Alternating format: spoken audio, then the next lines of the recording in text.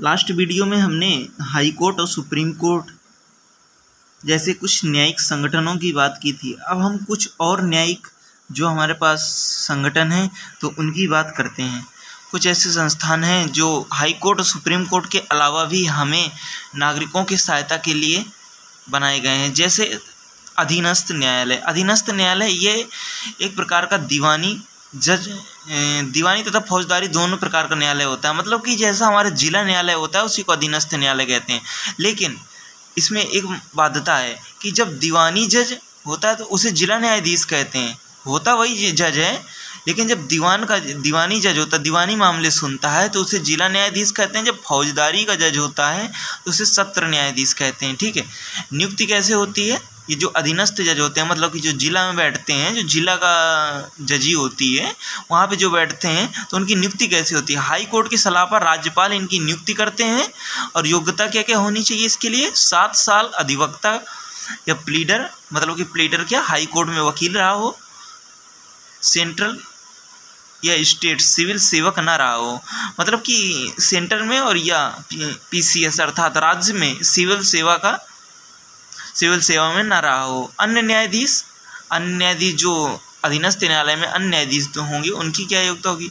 राज्य लोक सेवा आयोग प्लस हाई कोर्ट प्लस राज्यपाल, इनकी ये जिसको बोलेंगे उसको अन्य न्यायाधीश में नियुक्त किया जाता है। ठीक है। अब और पढ़ते हैं दूसरा, जैसे परिवार न्यायालय। परिवार न्यायालय के इस टाइम पे काफ़ी बात हो रही थी, क्योंकि जगह जगह परिवार न्यायालय बनाए रहे हैं, क्योंकि हम देख रहे हैं कि काफ़ी सारी परिवार मैटर हो रहे हैं, जैसे तलाक वगैरह।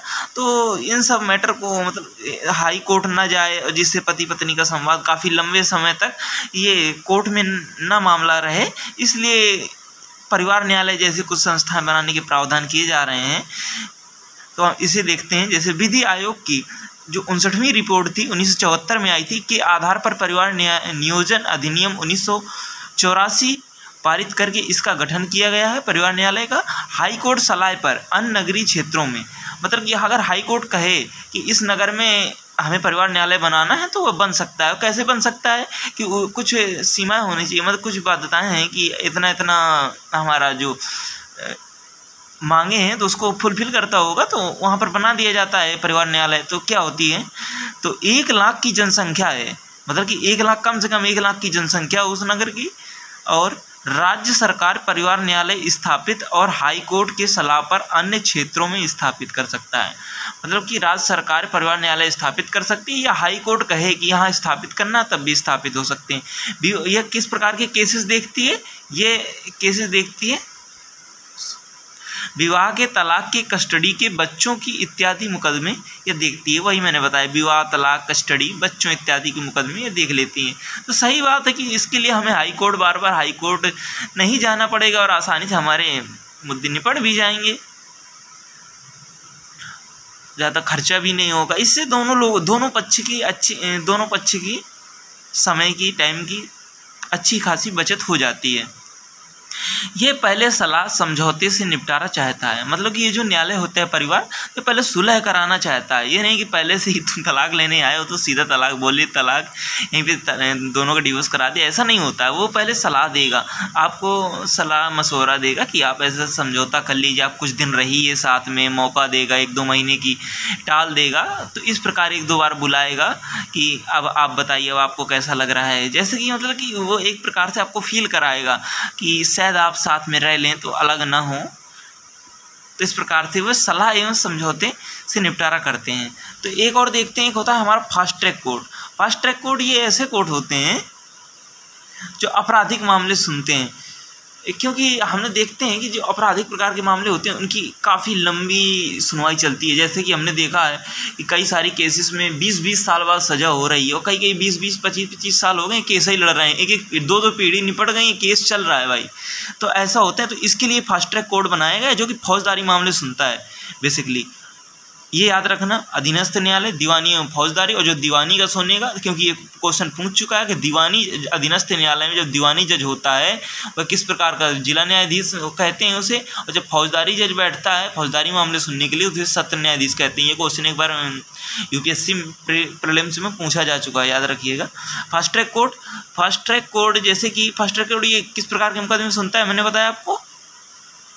अब आप कमेंट में करिएगा, कमेंट में बताइएगा किस प्रकार के मुकदमे सुनता है, मैं अब ये नहीं बताऊंगा, ठीक है। तो अगला पॉइंट है जो 11वें वित्त आयोग की सिफारिश 2002 में गठन किया गया। फास्ट ट्रैक कोर्ट का गठन कब किया गया? 11वें वित्त आयोग की रिपोर्ट पर 2002 में गठन किया गया। तत्कालिक सरकार किसकी थी? तत्कालिक सरकार हमारी वाजपेयी जी की सरकार थी। सिर्फ आपराधिक मामले सुनता है, अर्थात फौजदारी मामले सुनता है। ट्रायल की प्रक्रिया में लगातार सुनवाई, मतलब कि ऐसा होता है ना, प्रतिदिन सुनवाई स्थगन नहीं होता है, इसमें सुनवाई प्रक्रिया लगातार होती है। जैसे कि हम और सारे कोर्ट देखते हैं तो हमें मोहलत दे देते हैं कि अगली सुनवाई 2 महीने बाद होगी, अगली सुनवाई 1 हफ्ता बाद होगी, अगली सुनवाई तक मोहलत दे दिया, अगले जब बात आएगी तब जाना। लेकिन यहाँ पर क्या होता है, जब तक आपका मुकदमा नहीं निपट जाता तो पर डे सुनवाई होती है। संडे को छोड़ करके, ये संडे को भी ये कभी कभी सुनवाई की जाती है।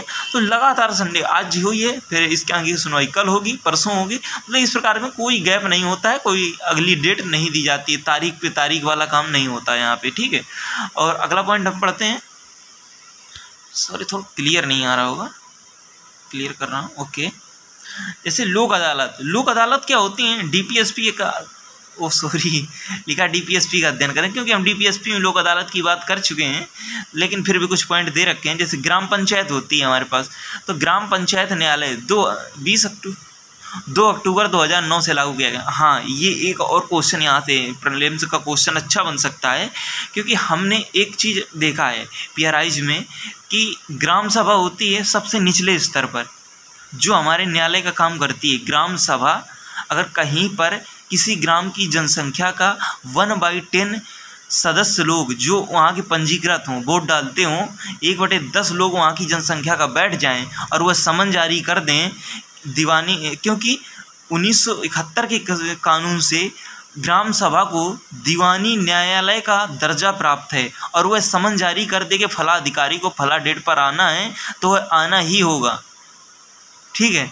तो सबसे निचले स्तर पर ग्राम सभा काम करती है। लेकिन थोड़ा उससे ऊपर यह ग्राम पंचायत होती है, जो कि हमने 2008 में दिसंबर में बनाया और 2009 में 2 अक्टूबर 2009 में इसे लागू कर दिया गया था।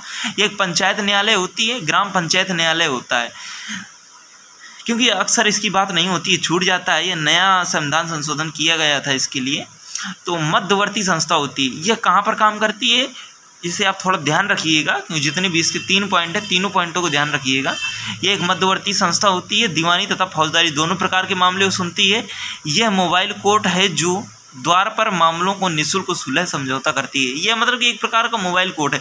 यदि आप इसमें अपील करते हैं कि हमारा ऐसा ऐसा मैटर है, आप सुलझा दीजिए, तो एक गाड़ी आती है आपके गांव में, विलेज में, जहां पर भी आप रहते हैं, और ये आपके मुकदमों को, दोनों पक्षों के विवाद को सुनती है और वहीं निपटारा कर देती है द्वार पर ही, मतलब कि घर पर। इसलिए इसको क्या बोलते हैं, द्वार पर मामले निःशुल्क सुलह समझौता कहते हैं, इसलिए इसे मोबाइल कोर्ट के नाम से जाना जाता है, ठीक है। अब अगला पॉइंट पढ़ते हैं, अधिकरण या न्यायाधिकरण, ट्राइब्यूनल के बारे में हमने बात कर ली थी। अधिकरण प्राधिकरण थोड़ी बात पिछले वीडियो में कर चुके हैं, लेकिन यहाँ पर हम विस्तृत पढ़ेंगे थोड़ा ट्राइब्यूनल के बारे में, क्योंकि ट्राइब्यूनल वो होते हैं, जैसे कि आपका कोई गाड़ी होती है, सपोज पुरानी गाड़ी हो गई है और उसकी कीमत अभी 5,000 तक की बची है, सपोज बहुत पुरानी गाड़ी हो गई है, उसकी बाइक है तो उसकी कीमत 5,000 बची और उसका चालान 10,000 का हो जाता है। तो व्यक्ति क्या सोचता है कि यार 5,000 की तो गाड़ी ही बिकेगी कबाड़, क्या उसका 10,000 का चालान कटवाऊँ, इससे अच्छा वो जब्त रहती है गाड़ी। लेकिन अगर आप उसको कम रुपए में आप उसको निकलवाना चाहते हैं वो गाड़ी को, तो ये अधिकरण में, अधिकरणीय जो न्यायालय होते हैं, ट्राइब्यूनल होते हैं, यहाँ जाकर आप अपील करें तो ये आपको फ्री में वहाँ से निकल सकती है। लेकिन ये इन चीज़ों के बारे में हमारी सरकार प्रचार नहीं करती है, जबकि करना चाहिए, क्योंकि ये एक अच्छी प्रकार की संस्थाएं होती हैं जो व्यक्तियों के हित में काम करती हैं, ना कि सरकार के हित में। ये व्यक्तियों के पक्ष को सुनती है और व्यक्ति के पक्ष में ही निर्णय करती है, और सबूत भी नहीं है आपके पास तब भी ये आपके पक्ष में निर्णय करती है, ये सबूत नहीं मांगती है। तो ये किस प्रकार, ये एक अर्धन्यायिक संगठन होता है, अर्थात गैर न्यायिक प्रशासनिक अधिकारी पृष्ठभूमि के का व्यक्ति न्यायिक भूमिका निभाते हैं। यहाँ पर गैर प्रशासनिक अधिकारी जो मतलब कि गैर न्यायिक पृष्ठभूमि के प्रशासनिक अधिकारी यहाँ पर न्यायिक भूमिका निभाते हैं। मतलब कि न्यायिक प्राधिकारी नहीं होता है, मतलब कि जुडिशियरी का व्यक्ति होता है वो यहाँ पर नहीं होता है न्यायाधीश के रूप में, यहाँ पर कोई प्रशासनिक अधिकारी होता है। विशेषताएं क्या होती हैं? त्वरित आधार पर न्याय काम करता है, निःशुल्क व कम शुल्क पर। निःशुल्क करता है, पहली बात वही मैंने बताया कि निःशुल्क करता है, करेगा भी तो कम शुल्क पर करेगा, कम शुल्क में छुटा देगा आपका सामान जो भी होगा। साक्ष्य के आधार पर फैसले नहीं करता है, वही मैंने बताया आपको, कोई सबूत की जरूरत नहीं होती है। ग्राहकों के हित में भूमिका संपादन करता है, ग्राहकों के लिए काम करता है। किस प्रकार के विवाद अधिकरण में लाए जाते हैं? ये 3 प्रकार के विवाद लाए जाते हैं अधिकरण में। सबसे पहले नागरिक व्यक्ति वर्सेस नागरिक व्यक्ति, एक ही बात हो गई, नागरिक व्यक्ति वर्सेस नागरिक व्यक्ति, मतलब कि व्यक्ति व्यक्ति का विवाद है तब सामान्य न्यायालय अधीनस्थ न्यायालय में आएगा,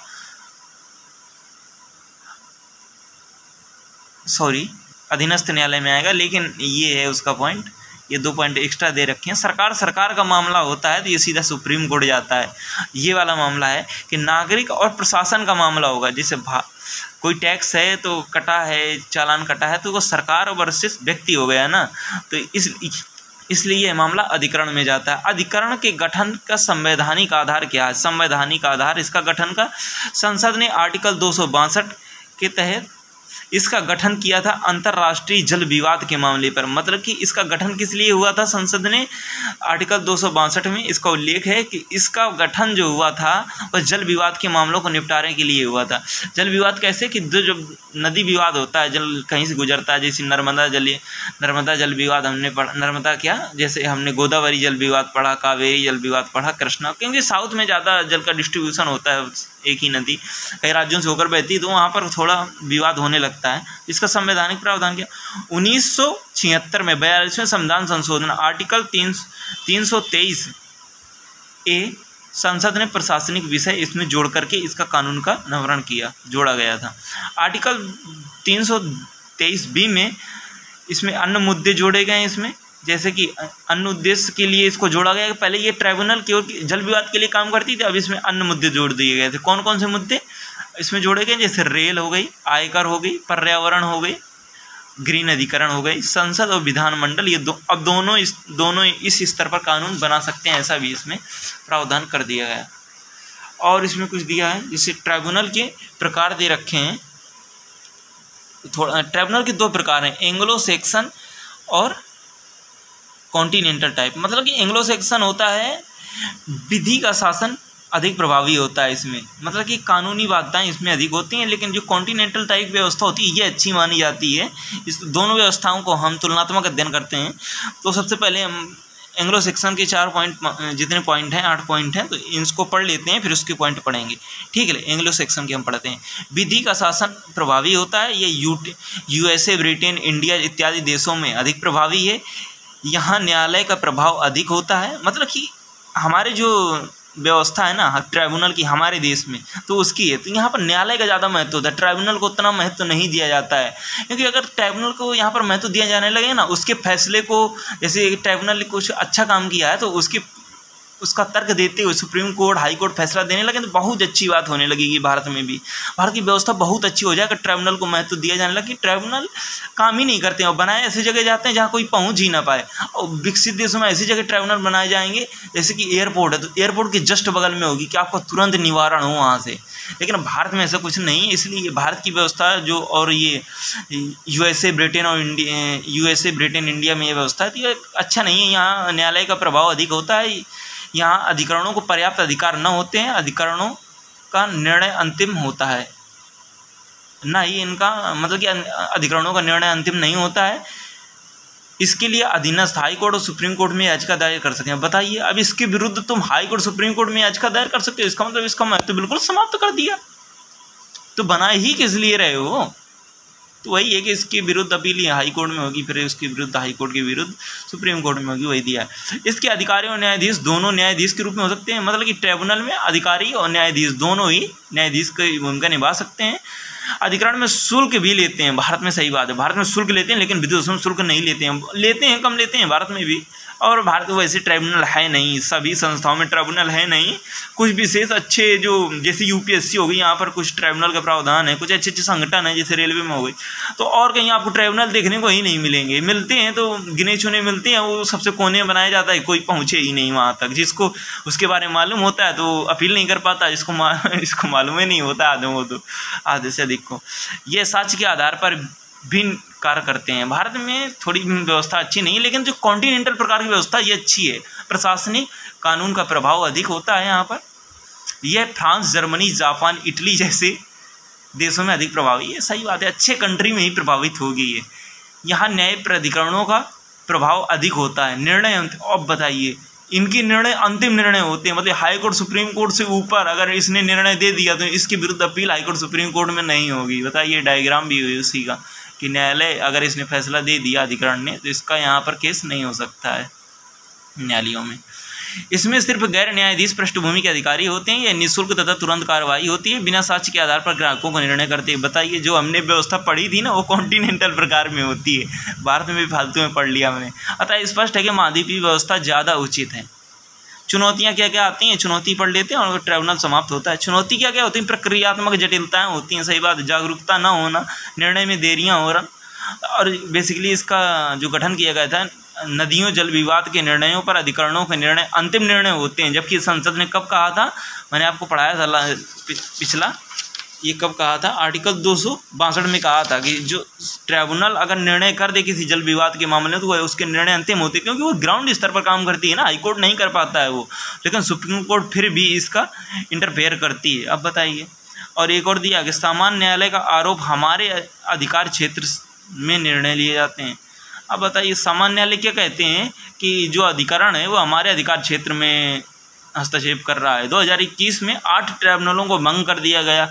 क्यों भंग कर दिया, क्योंकि अच्छा काम कर रहे थे ट्राइब्यूनल, अच्छा फैसला दे रहे थे, तो हाई कोर्ट का महत्व कम हो रहा था। हाई कोर्ट ने अपने वजह से इसको भंग कर दिया, क्योंकि यही बना भी सकता है, भंग भी कर सकता है। अब बताइए, ऐसी व्यवस्था भारत में है तो भारत की विकसित मुँह कैसे देख सकते हैं, विकसित भारत की ओर कैसे गमन कर सकते हैं। चुनौतियाँ हैं, इनको सुधार करना चाहिए, ठीक है, इसको निष्कर्ष में भी डाल सकते हैं। तो ट्राइब्यूनल कंप्लीट होता है। धन्यवाद।